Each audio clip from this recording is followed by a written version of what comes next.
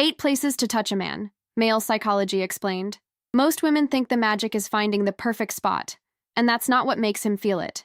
It's how you touch, and the message your touch sends.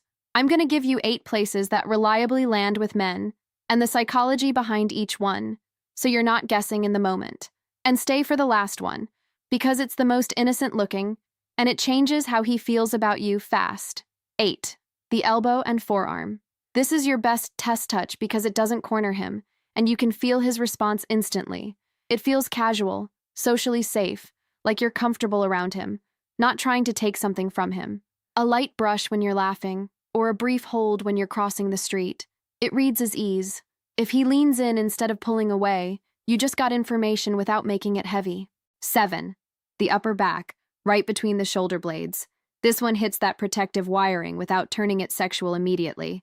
A steady hand there says, I'm with you, especially in a crowded place or when you're moving through a room together. Keep it calm, not clingy.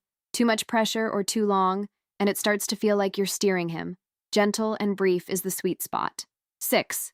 The side of his neck. This is a switch, not because it's dirty, but because it's vulnerable. The neck is where men feel your warmth, your scent, your intention.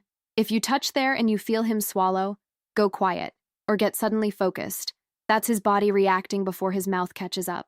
And timing matters. Do it when he's already close to you, not as a drive-by move from across the couch.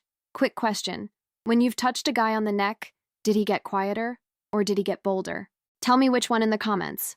5. His chest over the heartbeat area. This isn't about grabbing his pecs. It's about settling. When your hand rests there for a second, you're sinking to his rhythm without saying a word.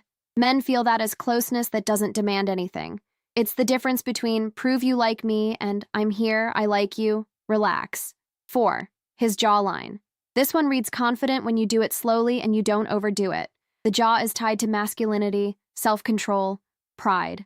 A light touch along the jawline can feel like you're choosing him, not chasing him. If you pair it with eye contact that says, I see you, you'll watch his posture change. 3. The back of his head, right at the base of the skull. A lot of men don't get gentle touch there unless they really trust someone. It's calming and intimate at the same time, like you're letting him come down from being on all day. Do it when the moment is already soft, not in the middle of a loud performative vibe. And if you like this kind of real-world breakdown, I talk more openly with my members. The pinned comment has the membership info. 2. The base of his spine, that lower back area. Let's be grown about it. This is intimate. It signals closeness and permission, and men read it as you being comfortable with the sexual side of the connection. But it only works if the context supports it. You're already affectionate. You're already in each other's space. If you do this too early, it doesn't feel confident. It feels like you're trying to fast forward him. 1. His palm, slow and deliberate. Not a quick handhold, not a nervous squeeze. Turn his hand palm up, trace the center of his palm with your thumb, then lace your fingers like you mean it. Male psychology here is simple. The hand is trust.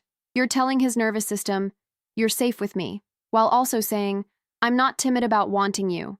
That combination is rare, and men don't forget it. Use these like seasoning, not like a routine, and pay attention to how his body answers you. For more advice, subscribe.